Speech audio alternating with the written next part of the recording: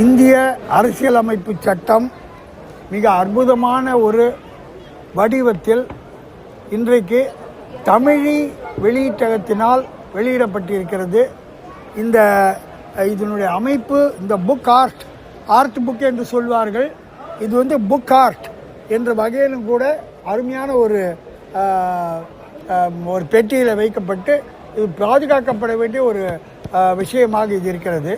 Actually இந்திய அரசியலமைப்பு சட்டத்தை முதலாக டாக்டர் B.R. அம்பேத்கர் அவர்கள் அதை உருவாக்கி அதை வெளியிட்ட போது அதனுடைய முதல் பிரதியை நந்தலால் போஸ் என்கிற ஓவியரும் ஷெகாவெட் என்கிற ஒரு ராஜஸ்தானை சேர்ந்த ஒரு ஓவியம் சேர்ந்துதான் அதை அழகுபடுத்தி அதனுடைய வரைகளை மூலமாக அதை அழகுபடுத்தி அதனுடைய முதல் பிரதியை தயாரித்தார்கள்.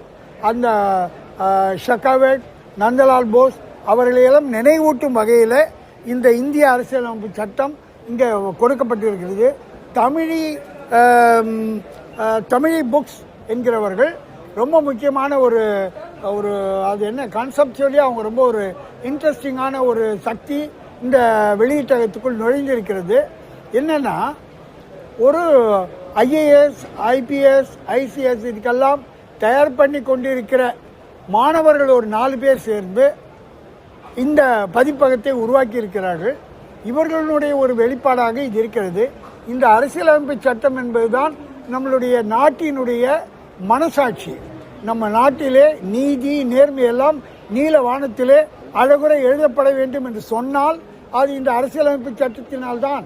எனவே அரசியலமைப்பு சட்டத்தின் ஒவ்வொரு சொல்லும் ஒரு மந்திரம் போல இங்கே இயங்குகிறது. அதை நம்மளுடைய வீட்டில் ஒவ்வொருத்தரும் வாங்கி வைக்கணும். இது வாங்கி வைக்கக்கூடிய வகையில் இந்த அரசியலமைப்பு சட்டம் உருவாக்கப்பட்டிருக்கிறது.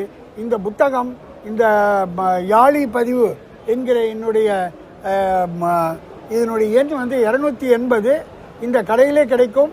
நீங்கள் எல்லோரும் வாங்கி ஒவ்வொரு வீட்டிலும் இந்த ஒரு புத்தகத்தை நீங்கள் வைக்க வேண்டும். ஏன்னா அரசியலமைப்பு சட்டம் தான் நம்மளுடைய அடிப்படை உரிமைகள் எல்லாவற்றையும் வரையறுக்குது. இதுதான் நம்மளுடைய பகவத்கீதை, இதுதான் நம்மளுடைய திருக்குறள், இதுதான் நம்மளுடைய பைபிள், இதுதான் நம்மளுடைய குரான். எனவே இவற்றையெல்லாம் அற்புதமான முறையில் செய்திருக்கிறார்கள். இதை நீங்கள் ஆதரிக்க வேண்டும். இதை பெருசாக இது ஒரு பரிசு பதிப்பாக இருக்கிறது. நீங்கள் ஒரு கூட்டத்தை அரேஞ்ச் பண்ணுறீங்கன்னா அதுக்கு இதை பரிசாக கொடுக்கலாம். அது மட்டும் இல்லை, இதை நீங்கள் தனிப்பட்ட முறையில் நீங்கள் மிக எளிதாக கையாளுகிற முறையிலும் இந்த புத்தகம் தயாரிக்கப்பட்டிருக்கிறது. இந்த அரசியலமைப்பு சட்டத்தை ஒரு ஆயுதம் போல் ஏந்துவோம்.